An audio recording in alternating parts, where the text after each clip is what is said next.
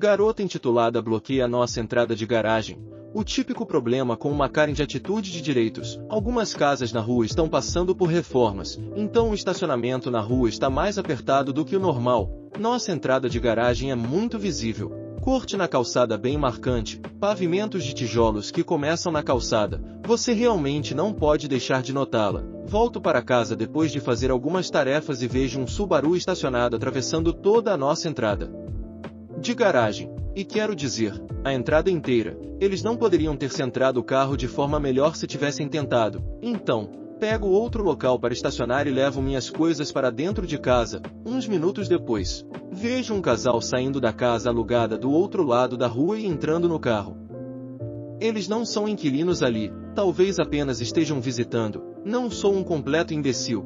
E gosto dos vizinhos que moram ali, então eu vou para o alpendre, chamo a atenção deles e com um tom de voz muito gentil, digo, ei pessoal, só para avisar, se vocês voltarem, vocês estão estacionados na minha entrada de garagem. O cara olha para cima, vê que eles claramente estão errados e diz, desculpa cara, nem reparei, meu erro. O que? Bem, se você prestar atenção tão mal assim, provavelmente nem deveria estar dirigindo, mas deixo passar, a Karen. Por outro lado, não se preocupe com isso, nós não vamos estacionar aqui. Sim, sua idiota, vocês estão estacionados aqui, mas ainda estou sendo pelo menos um pouco simpático. Bem, quer estejam ficando ou não, vocês ainda estão bloqueando minha entrada de garagem. Não é grande coisa, você não precisa ser um idiota. Se eu quisesse ser um idiota, você saberia. Bom, nós não vamos estacionar aqui, então você não tem do que reclamar. Chega de ser simpático. Você vê aquele carro prata estacionado bem ali? Eu tive que estacionar lá porque vocês já estavam bloqueando a porra da minha entrada de garagem. Então, mais uma vez, vocês estão atualmente estacionados aqui. O cara pede desculpas novamente, manda a Karen calar a boca e entrar no carro. Trocamos um pequeno aceno e eles se vão. Estou meio esperando que eles visitem mais vezes para que eu possa simplesmente mandá-la rebocarem da próxima vez. Irmão intitulado exige que eu o agradeça por limpar a minha bagunça. Meu irmão, homem de 25 anos, sempre foi um mimado com atitude de direitos. Ele mora na minha casa, minha mãe e eu compramos e reformamos, há 5 anos. Ele só começou a contribuir com as contas da casa há cerca de 2 anos e faz questão de jogar isso na minha cara e na da minha mãe todos os meses, como se fosse um grande favor. Ele sempre reclamou de morar aqui e de como é miserável, porque é tratado tão mal, minha mãe o trata como um príncipe, e a casa é tão bagunçada. O quarto dele costumava ser o nosso espaço de estúdio onde minha mãe e eu mantínhamos nossas mesas de trabalho e suprimentos. Sou designer e minha mãe é artista. Quando ele se mudou, transformamos nossa sala de estar em um escritório improvisado para nós mesmas. Então nossos suprimentos estão em várias prateleiras na sala de estar. Meu irmão sempre reclamou de como a casa está cheia de coisas e suja, e como odeia morar aqui, blá blá. Eu disse repetidamente a ele que se ele não gosta não precisa morar aqui. Ele disse que eu deveria acomodá-lo em vez disso, porque ele é família e a família deve se respeitar. A casa é pequena e estávamos fazendo o melhor com o pouco espaço que temos, mas ele diz que é vergonhoso, que nem tenhamos espaço para um sofá e uma TV, tínhamos até ele se mudar. Há 2 meses, ele anunciou que está sendo forçado a se mudar para a casa da namorada porque ele não pode mais viver assim, porque minha mãe e eu somos tão terríveis por pedir a ele para ajudar com as contas e temos a audácia de ter nossos espaços de trabalho na sala de estar. Desde que ele nos informou disso, ele não empacotou uma única caixa e se recusa a me dar qualquer tipo de prazo. Mas ouvi ele dizer ao pai que espera se mudar em setembro. Hoje voltei para casa e vi um monte de coisas, incluindo itens da cozinha como refrigerantes e lanches, empilhados no meu quarto e na minha mesa de trabalho, onde estava o meu laptop e meus desenhos de design. Fiquei confusa e irritada porque estava com medo de que eles tivessem sido esmagados. Perguntei à minha mãe se foi ela quem fez isso.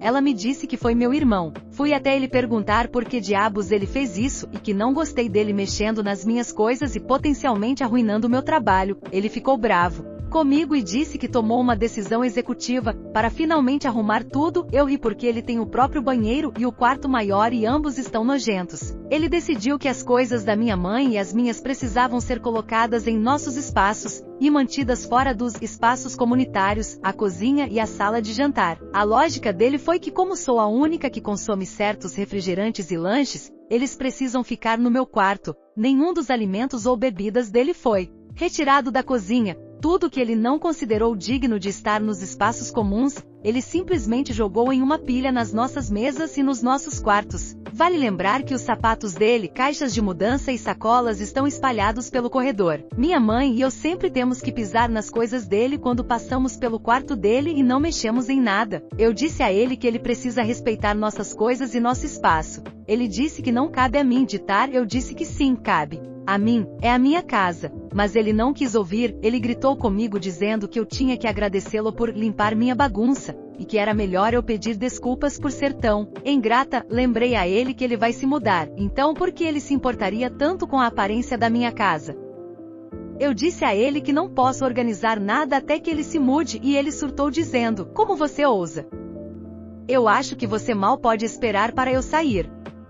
Revirei os olhos e disse a ele que nem tudo que eu digo e faço é um ataque pessoal a ele. Ele estava gritando comigo, dizendo que meu abuso de poder é minha maneira de abusar dele. Fiquei cansada nesse ponto e saí para evitar perder a calma. É preciso uma pessoa muito iludida para fazer exigências e impor regras que nunca parecem se aplicar a ele na casa de outra pessoa.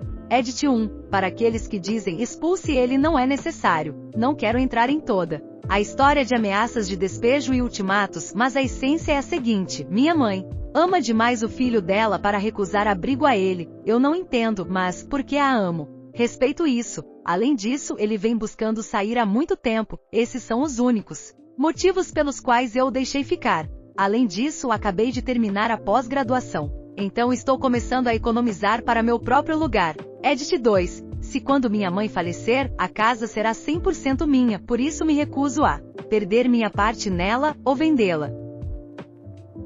Meu avô me chamou de vadia sem valor, e causou um escândalo no shopping apenas por causa da minha escolha de roupas enquanto fazia compras para a escola, e depois me deixou abandonada lá. Hoje fomos ao shopping originalmente para pegar os sapatos que eu tinha encomendado online. A escola começa na próxima semana. Tudo correu bem e eu os peguei. Durante as compras, encontrei algumas camisetas e um suéter que estavam relativamente baratos. Ele não teve problemas com isso. Não tive problemas até começar a procurar calças. Foi aí que tudo deu errado. Fomos a Old Navy. A princípio peguei alguns shorts jeans e outras calças. Experimentei-as uma por uma no provador. Quando terminei, ele pediu para eu colocar os shorts de volta para que ele pudesse ver como eles ficavam. Eu presumi que não seria um problema. Assim que saí do provador, ele ficou extremamente chateado porque ele afirmava que eles eram curtos demais e reveladores. Ele começou a reclamar em voz alta sobre como a minha geração é vulgar. Ele cortou a fila enquanto as pessoas estavam na fila do caixa só para dizer aos atendentes que eles deveriam parar de vender roupas vulgares. Decidi que não queria mais nada de lá,